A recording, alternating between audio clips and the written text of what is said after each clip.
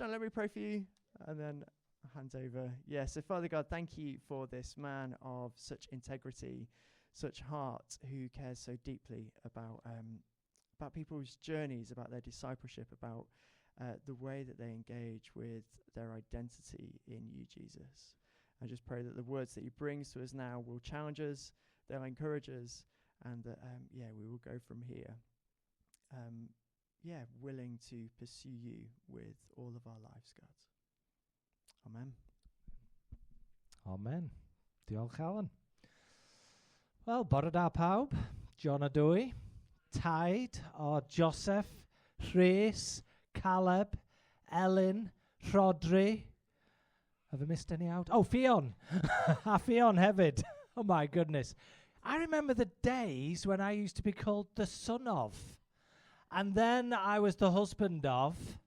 And then I was the dad of. And now I'm the tide of. That's how old I am getting. It's great to be kept humble, isn't it? Just at the start of the gathering this morning, I was chatting with Ardwell, and we were chatting away, and I said, I was joking. I said, Ardwell, we've got a really boring speaker this morning. Straight away, he said, in all seriousness, it's you, John, isn't it? I thought, oh, great, I've been sussed. But however boring the speaker is this morning, I've got a great topic, because I am concluding the last in our series about the bell and the Foundry. And there we go, as if by magic, a picture comes up of a foundry. And there they are, casting a bell. And the previous, just in context of where we are, the previous two talks you've had have been about shaping and forming the bell, drawing parallels with shaping and forming us as Christians in our life. And then we had a talk on tuning the bell, about how we finally hone the bell. Well, today, if we can go to the next slide, please. This is my topic. I don't know if you can see me behind me or whether I need to move this. Let's move it a little bit this way. It's this. Mae cloch wedi wneud I ganu. A bell is made to ring. You see, it doesn't matter how good the foundry is and how perfectly that bell is made, and how over the time it's tuned and finely polished. If it never makes its way out of the foundry, it's a bit of a waste of time, isn't it? Much better to have a really grotty, cracked bell that's actually out there ringing than something that looks absolutely beautiful that's kept in the factory in a big box. I know which one I'd rather have. A bell is not meant to stay in the foundry. It might get beautifully polished, it might get tuned to perfection, but if it stays in the foundry, it's useless. It may look fantastic, but is it doing what it was intended to do? I love in the Cymraeg there, it says ganu, canu, singing out. It's not just ringing, which sometimes can be a bit negative. If you've got tinnitus or something like that, ringing in the air is not that fantastic. But singing out, and that's what our lives should be, shouldn't they? They should be singing out to those around us. Otherwise, we'll be like, I was looking in a book about a nightingale. Have you ever seen a nightingale? Neither have I, but I have seen a picture of one. What a boring looking bird. In fact, probably the reason you've never seen it is because it's just brown and drab and it's really well camouflaged. But evidently the sound of it is beautiful and can stop people working as they listen to it. But if that nightingale never opens its mouth and sings, then what's the point of that bird being around? Well, let's go straight into the reading this morning. And it's the one in Thessalonians. And it's chapter 1, and it's verse 8. Yn wir, dych chi wedi peri bod pobl sy'n bwy llawer pellach yn Macedonia a Chachair wedi clywed neges yr arglwydd. Mae pobl ym Morbwen wedi bod y clywed, sut deithoch chi a gredu yn new. Does dim rhaid i new ddweud dim byd am y peth. The Lord's message rang out from you not only in Macedonia and Achaia. Your faith in God has become known everywhere. Therefore, we do not need to say anything about it. What a wonderful passage that is. I'm going to expand it a little bit more, though, because I really like it when it's written in the Message. And I'm going to cheat and not just look at 8, but look at 7 to 10. So if you have the next slide, please. Thank you. Do you know that all over the province of both Macedonia and Achaia, believers look up to you? The word has got around. Your lives are echoing the Master's word. Not only in the provinces, but all over the place. The news of your faith in God is out. You don't even have to say anything anymore. You're the message. People come up and tell us how you received us with open arms, how you deserted the dead idols of your own life so that you could embrace and serve God, the true God. They marvel at how expectantly you await the arrival of his Son, whom he raised from the dead, Jesus, who rescued us from certain doom. What great words they are, aren't they? But especially there, you can see I've highlighted those words. We don't even have to say anything anymore because you're the message. And for some crazy reason, there's known only to God. That's what he's given each one of us here. And I hope I'm not being heretical there because it's God I'm talking about. But why he gave it to me to be the message, to share the message, I have no idea. I could think of a lot of better people. Some of them are out there in front of us. But each of us here has been given a role to do, to be the person we're supposed to be, to ring out, to sing out the message of Jesus in all its different ways. Sometimes by maybe even talking about it, but certainly being it and doing it in our families, in our communities, and in our nations. You see, the church in Thessalonica had 3 things it was modelling to us, really. First thing is this: to live in a way that makes the gospel undeniable to those around them. Words are easy, but are we living it? Has it made a difference in our lives? Thing is, as well, the second one that it models to us is that their faith of Thessalonica went beyond the borders. The Thessalonians' faith, and this is before WhatsApp and Facebook and TikTok and all those kind of things, it went beyond their borders and went over to Macedonia and Achaia, which in those days took ages to get to, and yet their faith had carried out over there to every place, Paul says. So it must have been true and authentic. They weren't just play acting at it, because it had far-reaching influence, transcending local barriers.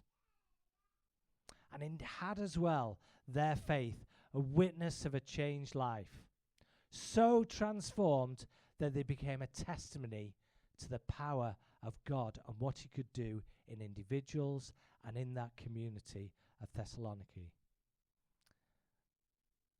In fact, it was so powerful that Paul said he didn't need to say anything further because that community was doing it all for him.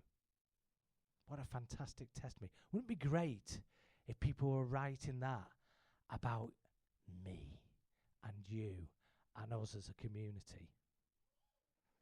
Well, do you know what? I want to say that there is sprinklings of that. Even this week, I was hearing that the Women's Refuge in Llangefni had contacted church because of the way individuals, not me, I'm ashamed to say, but individuals in this church and how the church as a whole had helped women there and people in there. And there are many other examples as well. Well, where locally, outside of our community, people are taking notice of what's happening. I even know of Rachel, our great speaker here, going to national events speaking and talking about it because of what's happening. So that's exciting. We can be encouraged by that. Now, a bit of light relief. We're going to have a bit of a quiz for you. Next slide, please. Okay. Which one is the odd one out?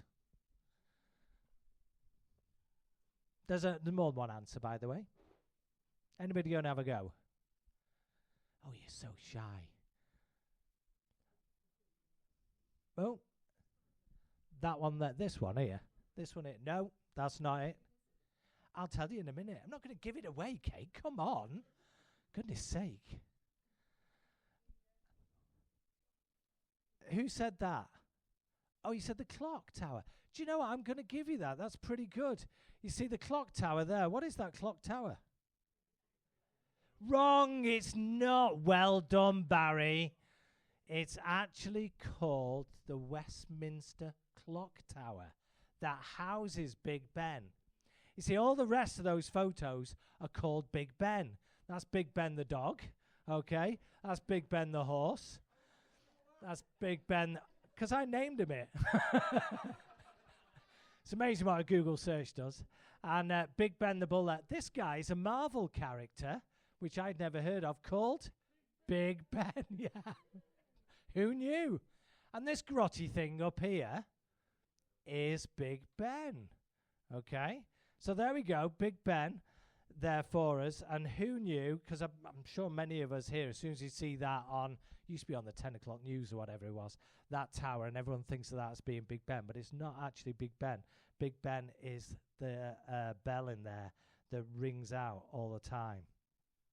So, let's have a look at the next one, because we've got another quiz coming up here.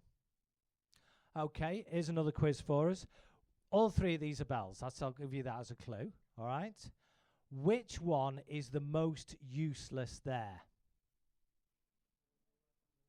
The one on the left. Yeah? Anybody else? Oh, no, Sue's shaking her head. Anybody else want to have a go? Okay, well, we'll do this in democracy in action. The one on the left here, handy uppin'. Oh, great, we've got some bold people here. Let's see who sits on the fence. One in the middle here. Okay, we've got a few here. And this one over here. Okay, we've got some over here, some bold people. I can tell you the most useless bell here. It's this one in the middle. And it's beautiful, isn't it? It's a great one. That's by far the best looking bell. Does anybody know why it's the most useless bell?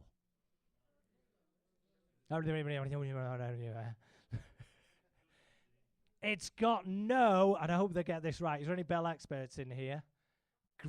Thank you. I didn't know Errol was she's a bell expert. What do they call them? Campanologist or something like that, a bell expert. Right, Errol's my expert on that. It's got no clapper, is it? Clapper or clagger or clapper or something or other. Right, okay, clapper on there. So it doesn't make a sound. It looks absolutely fantastic, but it's absolutely silent. Now, I can understand this one in your minds being the most useless bell. For those of you listening at home and who cannot see this, the bell I'm pointing to here is very, very dinted and has a huge crack going through it and looks as though it's about to fall to pieces at any moment. Does anybody know what that bell is? Has anybody seen that bell? Clive knows. I knew Clive would know because he knows everything about history. Right, Clive, go on then. Tell us what it is. It's Liberty Bell. Now, how many, even if you've not seen it, have ever heard of it? Yeah, okay. So most people have actually heard of this thing called the Liberty Bell. And the Liberty Bell is famous not because it looks great, not because it's even a good bell. It's actually flawed. Okay, it was sent over. We flogged the Americans a bit of old tat, this old bell that wasn't actually very good. And they put it up there, but it's actually the most famous bell in the United States of America. And it's the most famous bell in the United States of America because it was the one that was rung out to declare liberty from the English crown and freedom for the people in the United States. And it rang out. Yes, it was flawed. Yes, it was cracked and maybe about to fall to pieces at any moment, but it rang out and people rallied to that call. This one, absolutely useless. Pretty as anything, but absolutely useless. In fact, I don't know if you can see it close. Oh, you can, yeah. If you look at it really closely, it's got a little bit at the top. It's a Christmas tree decoration. It's a Christmas tree decoration, isn't it? How many of you have got Christmas decoration with bells on them? Yeah, okay, we have. Why? Why have you got a bell on your Christmas tree? Bit mad, isn't it, really? Well, because it's in a Pogue's old song from a while ago. Well, it could be that, but I think it dates back a little bit further than that one. It could be because it's associated with church bells and announcing it. Well, I'm sure it is a bit of that, but the whole idea of a bell is announcing the coming of our King, Emmanuel, God with us, shouting out that Jesus, God, has come amongst us, Emmanuel. I was also listening to my Bible reading the other week, and it was one of those where, I don't know if you've ever come across it, where there's a long list of things, and it was about the tabernacle, and there were pomegranates on each side, and there were 4 cubits, and a lot of, and I'm thinking, oh my goodness, I know this is God's word, and I know this is very important, but I haven't got a clue why I'm having to listen to this or read this at the moment. But one of the things that really struck me as I was remembering back to the passages on there, and then thinking about this talk, was on the hem of the priests as they went into the tabernacle, they had the bells sewn in to their, Sue's nodding, I must have got something right, into their outfits, their cloaks, and the bells were there as to signify the presence of God and the holiness of God that time. So bells have this meaning, this other layer, as well as ringing out. They're there to mirror and cry out the holiness of God and the promise as well, a presence of God. And that's what we should be. Because guys, if you are a follower of Jesus, you are part of the holy priesthood, the royal priesthood.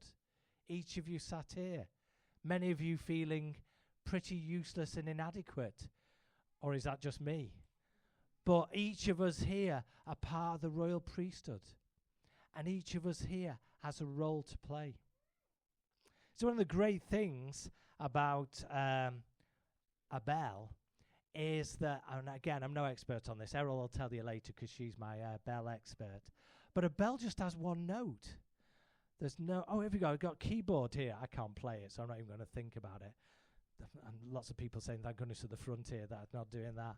But lots of notes on here, so there's lots of things can happen and all kinds of tune. A bell just goes doing, doing, doing. I mean, if there's lots of bells around here, then it can make a beautiful sound, can't it? Particularly if they're played in the right way. But they just have one note to play. And that's what God calls us to do. Maybe you've only got one note. Maybe you're a one-trick pony. Do that trick well. Just make sure you do that trick. Don't just keep it in the Foundry. Because God calls us to cry out with our sound. Otherwise, the world will be a quieter and poorer place because your tune isn't ringing out as it should be in your families and in your communities and in this nation. What a great challenge for us, isn't it? Okay, so 3 things. Bells should be rung out, not shelved. Visible and audible witness. Are you? Message of life together. Are you doing well in community? See, mission flows out of shared life. I love the fact that do make lunch next week. You know, mission out to people getting together. One person couldn't do that. A group of people suddenly can. And there's many other things going on as well amongst you as also. And it should be ringing out everywhere, wherever you are. It shouldn't be just in one place. should be sounding all over the place. When I first became a Christian many years ago and decided, right, Jesus is what he said he is, and I'm going to follow him. It was just before I went away to college. And I went away to college and thought, well, better find a whole load of some other Christians, find out what I'm supposed to do with this Christian life thing. And it seemed to be, I found out very quickly, that Bible study was a big thing. It was almost like the 11th commandment, thou shalt go to Bible study groups in the group that I was in the college. And so I said, okay, you're right, yeah, that sounds good. I'll do that then. So I went along to these couple of these Bible study groups at the same time, and each week, and we all sat around in a circle, and I thought, well, what are we going to do now? We're going to make friendship bracelets, or hopefully talk about Jesus a little bit. And then we got chatting, really, and we ate biscuits, and we drank tea, and we had lots of opinions about many different social topics, about whether it was okay to go to X-rated movies, or maybe discuss which political parties you as a Christian should belong to. Spoiler alert, all of them have fallen short of the glory of God, so they've all got their problems. But it's good that Christians are involved in politics of all its different hues and forms. And about what words meant in ancient Greek and Hebrew. And it wasn't long before I started to get bored, if I'm totally honest with you. So what I decided to do was to flip it a little bit.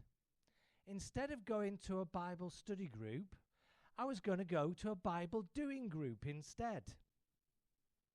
So me and some friends decided to, instead of calling it a Bible study, we'll call it a Bible doing.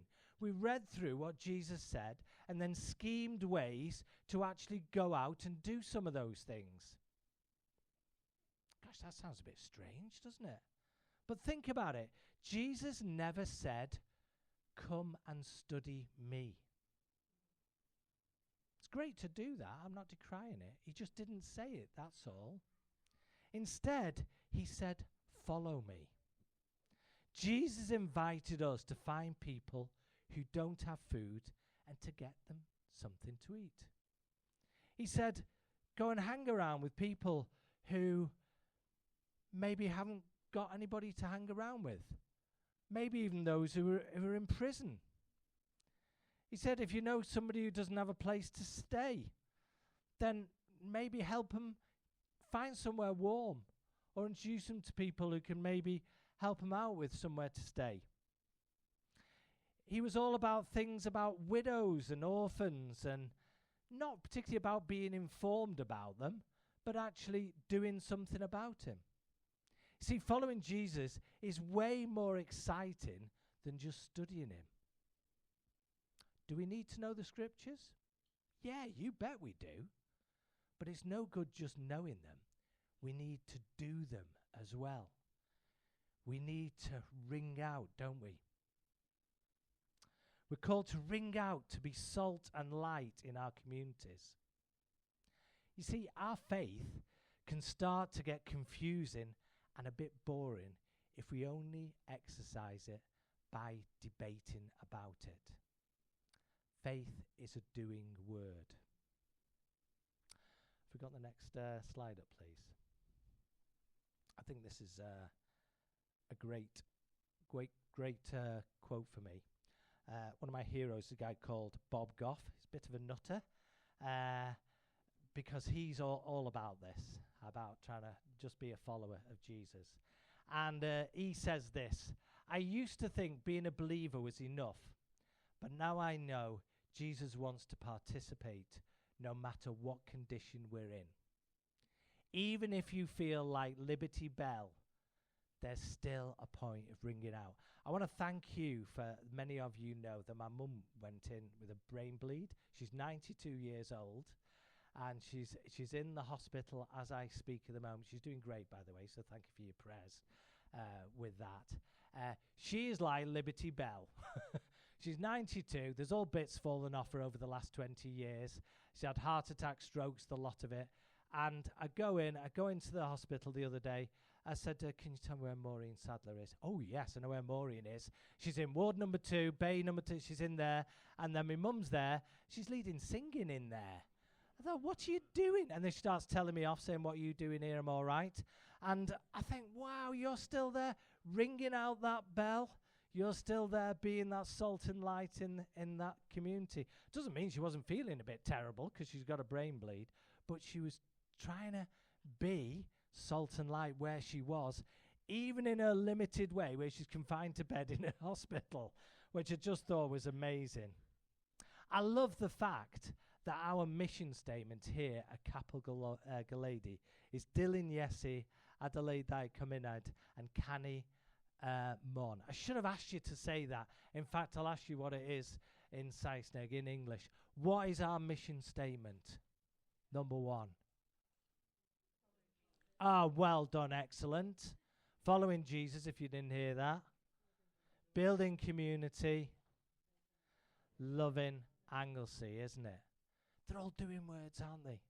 They're all doing and following. I love the fact it says about following Jesus on there. It's a doing word, isn't there? It's not just a mental process. It's a spiritual, it's an emotional, and it's a physical process. See, no one is remembered for what they only planned to do. You're only remembered for what you do and what you are. God is a holy God. He's a gracious God. He's a righteous God. And he's a loving God. And when love is just a theory, it's really, really safe because it's free of any risk. But love in the brain changes nothing. It has to be a doing word, doesn't it? Over the years, I've learned that faith following Jesus isn't about all of the right stuff or obeying a list of rules. It's something a lot more. Something more costly because it's being present and making a sacrifice. Perhaps that's why Jesus is sometimes called Emmanuel, God with us. I think that's what God had in mind for Jesus to be present, to just be with us. It's also what he has in mind for us when it comes to other people. I wonder what God's calling you to do at the moment. I wonder what tune God is calling you to play at the moment. I'm going to pick on Kate and Barry at the moment because they're here in front of me at the minute. And I want to say, I know the tune there, literally the tune they're making, because sometimes I can hear it. But I know they've got a commitment to build community with St. Dorf Beaumaris, to be involved in that community there, and Beaumaris band, and to be that salt and light in that community. And to be Jesus amongst them, even when they don't feel like it. But great. And I know other people here who are in different communities ringing out, and that's good, because we don't want to just be in here, do we? We need to be out where we are, a scattered church, being church in all the different places that we are. I think God speaks something meaningful into our lives, and it fills us up and helps us change the world, regardless of ourselves and our shortcomings. And if you're like me, you've got many of those. His name for us is his beloved. I'm going to say that again. His name for you is my beloved. He hopes that you'll believe that. He hopes we'll start to see ourselves as his beloved rather than think of all the reasons that we're not. And I'm sure many of you, and maybe even today, thinking of reasons why you're not. At the beginning of this talk, I entitled, "A Bell is Made to Ring." My question to you is, do you believe that for you? I know you believe that for a bell, because it's obvious. But do you believe that for you? Because it's true. What is God speaking into your life? How might it impact you, your community, and beyond? Because it will. Whether you like it or not, it will. Even if you don't ring it out, it will impact your community and beyond, because that community, that family, will not hear that sound that they're meant to hear and will be the pour it for us. So I'm going to land this talk on those questions there. Really? Do you believe that for you? If not, why not? What's God speaking into your life? How might that impact you, your community, and beyond? Commonest words and phrase in the Bible is, God says, keeps telling us, do not be afraid. So go big. Go big. And if you're there thinking, I don't know what God's speaking into my life. I don't know what impact I would have. I don't know what impact I'll have on my community. Well, Jesus told us 2 commandments. Love the Lord with all your heart and all your strength, and love your neighbour as yourself. When you feel you can't explain your faith, go love somebody you just did. Thank you for your patience this morning. And who's on prayer team today? Sorry, I probably should know this. Oh, there we go. Steve's on prayer team over there. If you don't know who Steve is, he's the one who looks like Keir Starmer over there.